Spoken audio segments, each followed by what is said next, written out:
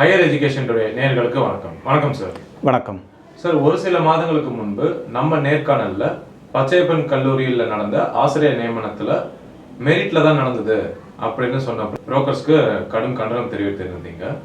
அது மட்டுமின்றி கல்லூரி சார்பாக யாருமே வெளிப்படையாக எதுவுமே பேசலை அப்படின்னும் பார்த்தோம். ஆனால் தற்போது பச்சையப்பன் அறக்கட்டளை செக்ரட்டரி செயலர் அவர்கள் ஒரு யூடியூப் சேனல் பேட்டிக்கு அளிக்கும் போது வெளிப்படையாக தான் நடத்தினோம், நேர்மையாக தான் நடத்தினோம் ரெக்ரூட்மெண்ட்டை அப்படின்னு சொல்லியிருக்காரு. அது பற்றி உங்களுடைய கருத்து? இந்தியாவிலே உலகத்தரம் வாய்ந்த கல்லூரிகள், உலகத்தரம் வாய்ந்த யூனிவர்சிட்டிஸ் இருக்குது. அங்கே கூட நியமனங்கள், ஆசிரியர்கள் நியமனங்கள் நேர்மையாக நடக்கிறது இல்லை, பணம் வாங்கிட்டே போடுறாங்கன்னு சொல்லிட்டு உலகத்தரம் வாய்ந்த ஆசிரியர்கள் சொல்கிறாங்க. இது நிறைய பேட்டி கொடுத்துருக்குறாங்க, நிறைய யூடியூப் சேனல்ஸ் இதை வெளியிட்டிருக்கிறாங்க. நீங்கள் போய் பார்த்துக்கலாம், யாருன்னா போய் பார்த்துக்கலாம். உலகத்தரம் வாய்ந்த ஆசிரியர்களை பற்றி நான் பேசிகிட்டு இருக்கிறேங்க.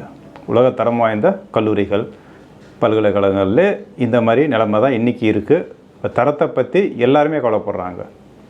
இவங்க தான் கவலை பண்ணணும், அவங்க தான் கவலை பண்ணணும்னு இங்கே கிடையாது.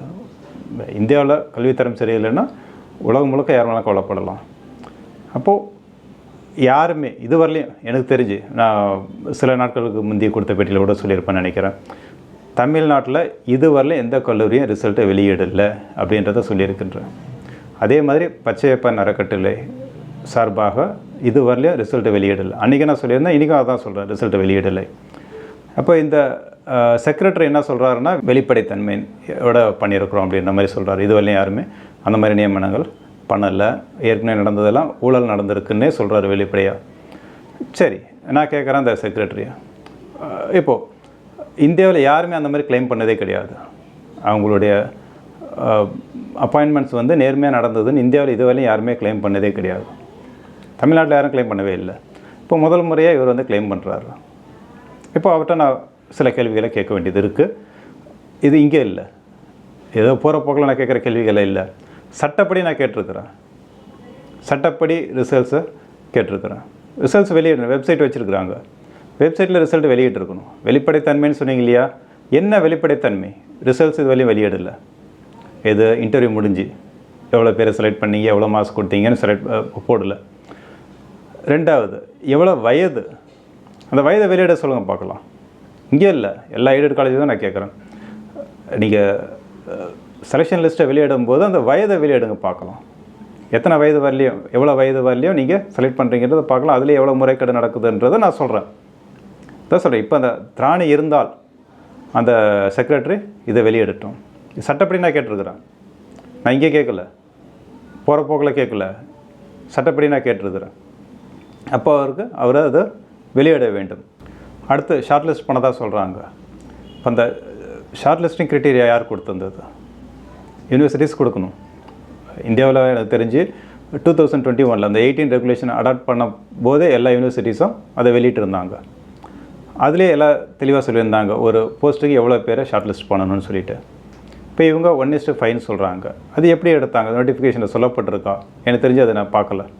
இல்லை, அப்படி சொல்லியிருந்தால் யார் சொன்னது? நான் யூனிவர்சிட்டிஸ்னு கேட்டு பார்க்குறேன், யூனிவர்சிட்டிஸும் சொல்லலை. இங்கே அண்ணாமலை யூனிவர்சிட்டியும் ஈடுபட்டிருக்கு, மெட்ராஸ் யூனிவர்சிட்டியும் ஈடுபட்டிருக்கு. 2 யூனிவர்சிட்டிஸ்கிட்ட நான் கேட்டேன், 2 யூனிவர்சிட்டிஸும் அதை பற்றி பதில் சொல்லலை. அவங்க காலேஜிட்ட வாங்க சொல்கிறாங்க, காலேஜுக்கு அனுப்பியிருக்கிறாங்க.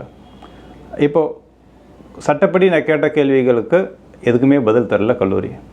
இது அப்பீல் பண்ணப்போ appellated authorities, RJD, Madras university registrar, இவங்கெல்லாம் தகவல் தர சொல்லியிருக்கிறாங்க. ஆனால் அதுக்கும் இந்த செக்ரட்டரி பதில் தரலை. இப்போ சட்டப்படி நாங்கள் கோர்ட்டு சொல்லி பண்ணோம், அதை பண்ணோம், இதை பண்ணோன்னு சட்டத்தை மதிக்கிறவங்க மாதிரியே பேசக்கூடிய இந்த செயலாளர் ஏன் சட்டப்படி இதுக்குலாம் தகவல் திராணி இல்லை? அப்போ இதெல்லாம் வெளிப்படையாக சொல்லி ஆகணும். இப்போ இதெல்லாம் சொல்லாத என்ன வெளிப்படையாக நடந்ததுன்றதை அவர் சொல்லி ஆகணும். என்ன வெளிப்படையாக நடந்தது? இது எதுவுமே வெளிப்படையாக நடக்கலை. அப்போ என்ன வெளிப்படையாக நடந்ததுன்றது நீங்கள் சொல்லுங்கள். அதே மாதிரி என்னுடைய நண்பர் ஒருத்தர் இப்போ ஷார்ட் லிஸ்ட் பண்ணிங்க, அவருக்கு 2 மார்க் கம்மியாக இருக்குது. ஒரு சில லிஸ்ட்டு கோர்ட்டில் கேட்டதுனால, சில பேர் வழக்கு தொடர்ந்ததுனால கொடுத்துருந்தீங்க. அதில் பார்த்துட்டு ஒருத்தர் கேட்குறாரு, அவருக்கு பணி அனுபவத்துக்காக 2 மார்க் குறைவாக போட்டிருக்கு. அப்போ அந்த மாதிரி எவ்வளோ பேருக்கு எவ்வளோ மார்க் நீங்கள் குறைவாக போட்டிங்க, அதிகமாக போட்டிங்க, அது தெரியணும். இப்போ ஒரு போஸ்ட்டுக்கு நீங்கள் 5 பேருன்னு சொல்கிறீங்க, எனக்கு சொல்லியிருக்கிறீங்க. இப்போ அந்த 5 பேருன்னு சொல்லும் பொழுது ஒருத்தர் 2 பேரை வெளியில் அனுப்பியிருக்கிறீங்க. அப்போ அந்த இடத்துக்கு யாரை போட்டிருக்கிறீங்க? அதே மாதிரி கட் ஆஃப் 5வது, அதாவது கட் ஆஃப் போடுறீங்க. 68ன்னா 68ல் 4 பேர் இருந்தால் 4 பேரும் எடுத்துருக்கணும். நீங்கள் 4 பேர் எடுக்கலை. அந்த மாதிரி எடுத்துருக்கீங்களான்றதை நீங்கள் வெளிப்படையாக சொல்லலை. அதனால் நான் சொல்கிறேன், நீங்கள் எடுக்கலைன்றதை நான் சொல்கிறேன். அப்போ ஒரு போஸ்ட்டுக்கு 5ன்றது யார் சொன்னது? மற்ற யூனிவர்சிட்டிஸில் குறைஞ்சது 10வது வச்சுருக்குறாங்க முதல் போஸ்ட்டுக்கு. 2வது போஸ்ட்டுக்கு 5னாலும் ஓகே. நிறைய யூனிவர்சிட்டிஸில் முதல் போஸ்ட்டுக்கு 15, 2வது போஸ்ட்டுக்கு 10. அப்போது ஒரு 15 போஸ்ட்டுக்கு நீங்கள் 75 பேர் கூட கூப்பிடல, 55 பேர் கூட வரல அப்படின்னு சொல்கிறீங்க. அப்போது இதில் எங்கே வெளிப்படைத்தன்மை இருக்குன்றதை நீங்கள் சொல்லுங்கள். எவ்வளோ கட் ஆஃப் வச்சிங்க, அந்த கட் ஆஃபில் எவ்வளோ பேர் இருந்திருக்கிறாங்க? ஒருத்தர் வெளியில் போனால் ஒருத்தர் யாரை உள்ள கொண்டு வந்திருக்கிறீங்க? இது ஏற்கனவே சர்டிஃபிகேட் வெரிஃபிகேஷன் நடந்ததா? வெரிஃபிகேஷன் நடந்தாலும் நீங்கள் மார்க்ஸ் போடணும். இப்போ பப்ளிகேஷன்ஸுக்கு மார்க் கொடுத்ததா போட்டிருக்கிறீங்க. யார் யாருக்கு எவ்வளோ கொடுத்தீங்க? பப்ளிகேஷன்ஸே இங்கே ஒழுங்காக இல்லையே, எப்படி நீங்கள் மார்க் கொடுத்தீங்க? பப்ளிகேஷன்ஸ் லிஸ்ட்டு வெளியே எடுங்க முதல்ல. முக்கால்வாசி ஃபேக்கு, இல்லை 99% ஃபேக்குன்னு நான் சொல்கிறேன். 99% ஃபேக்காக இருக்கும் பொழுது நீங்கள் எப்படி மார்க் கொடுத்தீங்க? அதுக்கு 3 மார்க் கொடுத்தேன், 6 மார்க் கொடுத்தேன்னு சொல்லி நீங்கள் போட்டு வச்சுருக்கிறீங்க. அப்போ இது எல்லாமே என்னது? ஃபேக்கு தான், முறைகேடுகள் தான். இப்போ இதில் எங்கே வெளிப்படைத்தன்மை இருக்குது? வெளிப்படைத்தன்மைன்னு சொல்கிறது முழுக்க ஐயோக்கியத்தனம். சார், அவர் பேசும்போது வெளிப்படைத்தன்மையாக மட்டும் இல்லை, இன்டர்வியூ வந்து ரொம்ப நேர்மையாக நடந்ததுன்னு சொல்கிறாரு, கிளைம் பண்ணுறாரு. அது எப்படி? அது மொத்த செலெக்ஷன் ப்ராசஸ் வந்து நேர்மையாக நடந்தது. நாங்கள் 132 பேரை நேர்மையாக போட்டோம் அப்படின்ற மாதிரி சொல்கிறாரு.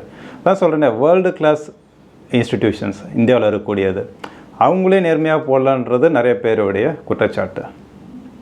அப்போது இவங்கள போட்டிருக்கீங்கன்னா இவங்களாம் வேர்ல்டு கிளாஸ் டீச்சர்ஸ் நீங்கள் நினைக்கிறீங்களா? நான் ஏற்கனவே பேட்டியில் கூட சவால் விட்டுருக்குறேன். நீங்கள் கூட்டு வாங்கன்னு சொல்கிறேன். நீங்கள் அவ்வளோ பேரும் கூட்டு வாங்க. நிறைய பேர் பாடம் நடத்ததில்லைன்னு நான் குற்றச்சாட்டு வைக்கிறேன். நீங்கள் எடுத்தது செலெக்ஷன் கமிட்டி வச்சு எடுக்கிறீங்கன்னு நீங்கள் சொல்கிறீங்க. செலெக்ஷன் கமிட்டி என்ன பண்ணாங்கன்றதை நான் சொல்கிறேன். இல்லை நெப்போட்டிசம் இல்லைன்றதை நீங்கள் சொல்ல முடியுமா? நான் ஆதாரத்தோடு நான் காட்டுறேன். நெப்போட்டிசம் இருக்குது அப்படின்றத நான் ஆதாரத்தோடு நான் காட்டுறேன். இல்லைன்றதை நீங்கள் சொல்லுங்கள். அப்போ செலெக்ஷன் கமிட்டியை வந்து வேர்ல்டு கிளாஸ் செலெக்ஷன் கமிட்டி நீங்கள் கூட்டு வந்தீங்களா? அப்போ எப்படி நீங்கள் அதை கிளைம் பண்ணுறீங்க? அவங்களே கிளைம் பண்ணுறது கிடையாதுன்னு நான் சொல்ல வரேன். பெரிய பெரிய யூனிவர்சிட்டிஸை அதை கிளைம் பண்ணுறது கிடையாது. அவங்களுக்கும் சில நேரங்களில் சில பேர் எடுக்க வேண்டியது இருக்குது, இல்லைன்னு சொல்லலை. வர கேண்டிடேட்ஸ் வந்து எல்லாருமே நல்ல கேண்டிடேட்ஸ் எல்லாம் வந்திருக்கிறாங்க. அப்படி இருக்கும்போது அவங்க யாராவது ஒருத்தர் எடுத்து தான் அவனை வழி இல்லை. நீங்கள் எடுக்கிறது பாடம் எடுக்க தெரியாதவங்க, படிக்க தெரியாதவங்களாம் எடுத்துருக்கீங்க, நான் குற்றச்சாட்டு வைக்கிறேன். நான் ஏற்கனவே சவால் விட்டுருக்கிறேன். நீ கூட்டு வா, நானும் வரேன்னு சொல்லியிருக்கிறேன்.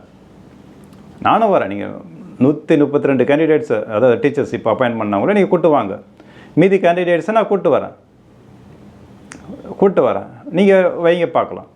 இல்லை லைவ் டெலிகாஸ்ட் பண்ணுங்கள், இல்லை ரெக்கார்ட் பண்ணுங்கள். பாடம் நடத்த தெரியாத நிறைய பேர் இருக்கிறாங்க, பாடம் நடத்தாத இருக்கிறாங்க நிறைய பேர். நீங்கள் எடுத்ததில்ல, எழுத படிக்க தெரியாத கூட இருக்கிறாங்கன்னு நான் சொல்கிறேன். அப்படி இருக்கும் பொழுது நீங்கள் எப்படி நேர்மையானா, இப்போ மற்ற கேண்டிடேட்ஸ் எல்லாம் யார்? மற்ற கேண்டிடேட்ஸ்லாம் அந்தளவுக்கு தெரியாதவங்க, இவங்க வந்தவங்கெல்லாம், இவங்க செலக்ட் ஆனவங்கெல்லாம் பெரிய ஆளுங்கன்னு நினைக்கிறீங்களா? இவங்கெல்லாம் வந்து இன்டர்நேஷ்னல் ப்ரொஃபஸர்னு நினைக்கிறீங்களா? அவங்களாம் எங்கே படிச்சிருக்கிறாங்க? அதை பேசுவோம்.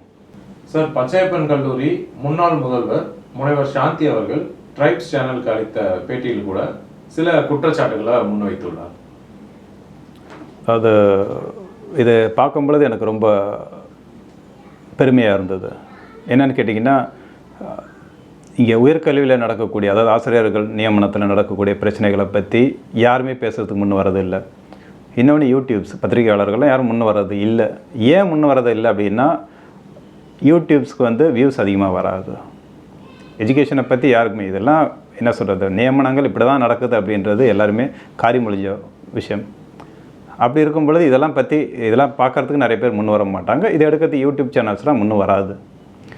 அப்போ அந்த சேனலுக்கு நான் பாராட்டு தெரிவித்துக் கொள்கின்றேன். அதே மாதிரி முன் வந்த முனைவர் சாந்தி அவர்களுக்கும் பாராட்டுக்களை தெரிவித்துக் கொள்கின்றேன் சங்கம் சார்பாக. இப்போது அவங்க பார்த்திங்கன்னா, அவங்க நிறைய விஷயங்களை, நிறையா குற்றச்சாட்டுகளை முன் வச்சுருக்கிறாங்க. அது குறித்து ஏன் செக்ரட்டரி பேசுறதுக்கு தயங்குறாரு? அவங்க சாட்சியத்தோடு தான் சொல்கிறாங்க, சில ப்ரூஃப் கொடுக்குறாங்க, அவங்க அதோடு தான் சொல்கிறாங்க.